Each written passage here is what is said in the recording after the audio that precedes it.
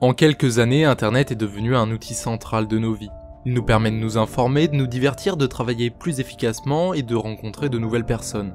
Grâce à la démocratisation des appareils tels que les ordinateurs ou les smartphones, le web est devenu accessible à tous.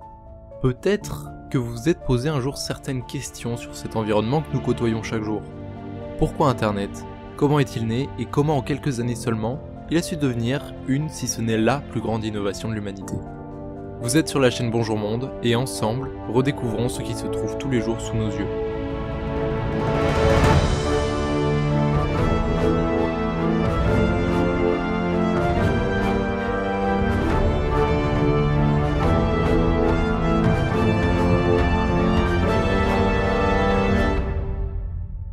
Première partie, la création d'Internet.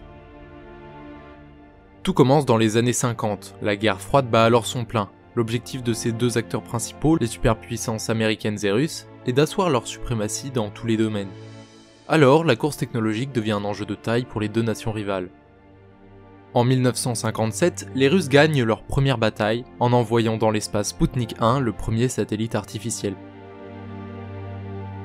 Parallèlement à cette défaite symbolique, les Américains constatent que leur chaîne de communication militaire s'avérerait très fragile en cas de guerre nucléaire.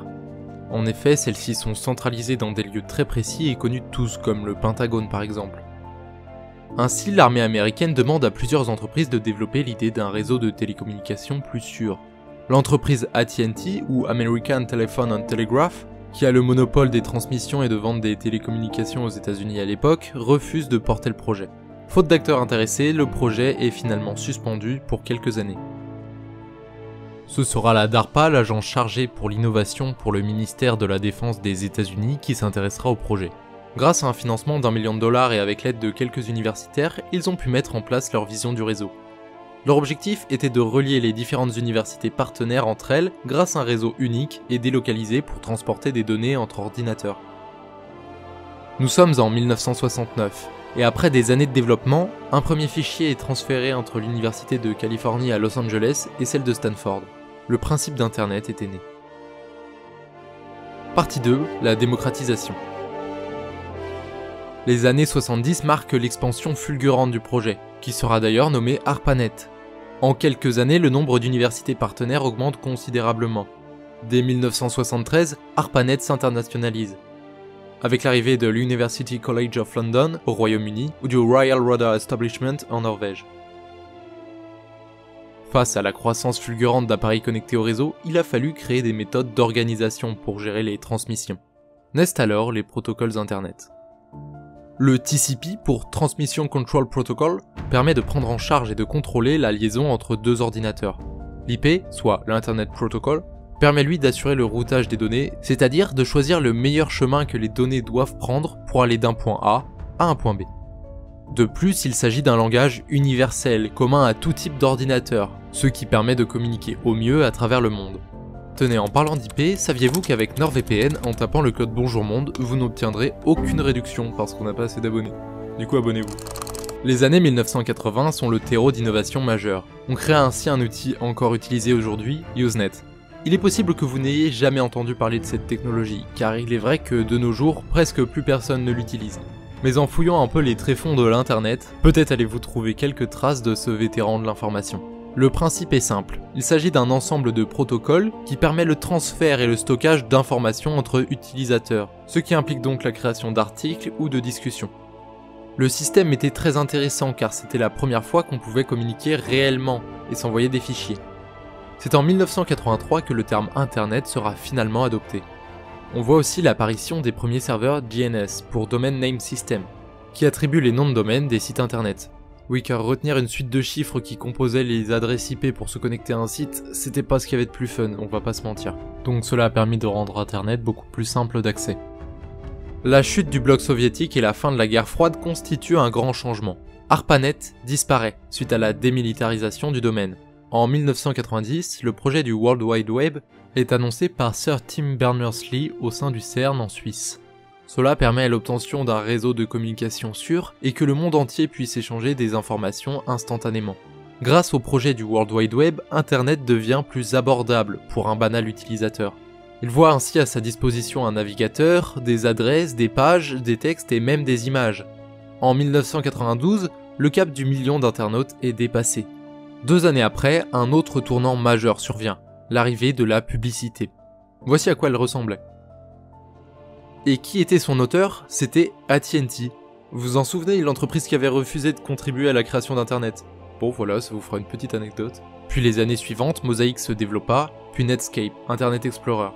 Le web évolua jusqu'à devenir ce que nous connaissons aujourd'hui. En 2000, Internet possédait 360 millions d'internautes. Et il commence à partager de plus en plus, ce qui amènera à la démocratisation des réseaux sociaux.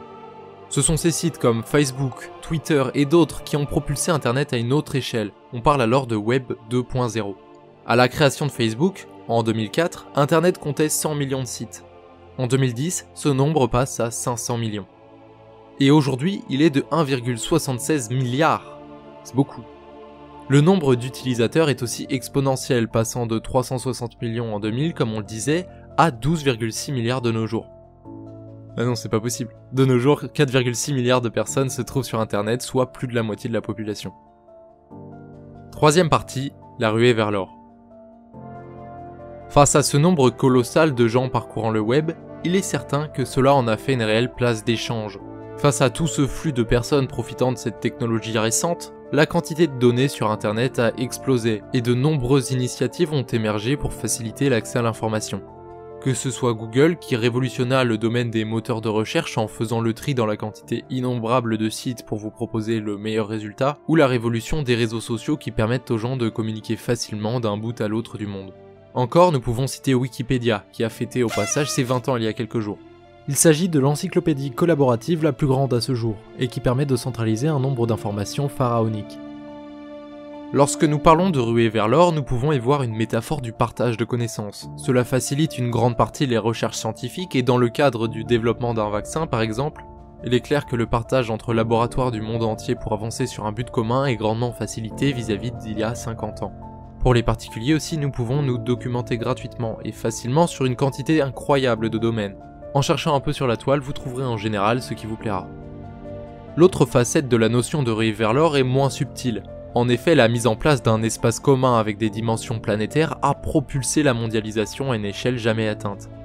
En quelques années, nous avons vu naître des entreprises devenues incontournables dans le domaine du numérique. Si bien qu'aujourd'hui, les plus grosses firmes de la planète y sont en majorité liées de près ou de loin. Nous pourrions aussi parler de l'arrivée d'une nouvelle ressource née main dans la main avec Internet, une sorte de nouvel or noir, les données personnelles. Face au temps que nous passons à partager nos journées, nos idées, nos envies à nos proches ou bien à des inconnus, les firmes ont compris quelque chose. Chaque communication sur le web étant enregistrée, il est possible de regrouper ces informations pour créer votre profil qui réunira vos goûts, vos activités et même ce que vous pourriez prévoir d'acheter. Les conséquences s'avèrent directement bénéfiques pour les entreprises qui peuvent désormais comprendre vos manières d'apprécier ce qu'on vous propose. Grâce à cela, une plateforme mettra à disposition des contenus qui permettront de vous garder plus longtemps, ou de vous encourager à l'engagement, que ce soit de répondre à un tweet ou de sortir la carte bleue. Cette mine d'informations continue de prendre de l'ampleur avec le temps, bien que questionnée par des raisons éthiques. Par exemple, les fake news prennent plus d'ampleur que les véritables faits, car elles génèrent plus d'engagement. C'est un peu compliqué à expliquer comme ça, mais vous pouvez aller voir la vidéo de la chaîne Fulloscopy que nous vous mettons en lien, c'est assez impressionnant et la vidéo est très intéressante. Pour en finir, la dernière raison pour laquelle la notion de ruée vers l'or nous paraissait intéressante est le parallèle que nous pouvons en faire avec l'histoire. La ruée vers l'or, comme aux États-Unis durant le 19e siècle, était une période durant laquelle chacun venait tenter sa chance pour espérer trouver un filon, et ainsi réussir sa vie. Le facteur chance était considérable, et très peu étaient ceux qui y arrivaient. Si nous transposons cela à Internet, nous voyons beaucoup de personnes tenter leur chance dans des domaines différents, tentant de suivre les tendances ou les rumeurs sur les filons, qui pourraient leur permettre de devenir riches ou populaires, ou bien ils tentent d'innover ou d'explorer dans une direction inconnue. Si tout le monde semble connaître Internet, émerger de cette masse de contenu n'est pas une recette figée et universelle. Internet remet en question les possibles et propose à chacun d'aller tenter sa chance.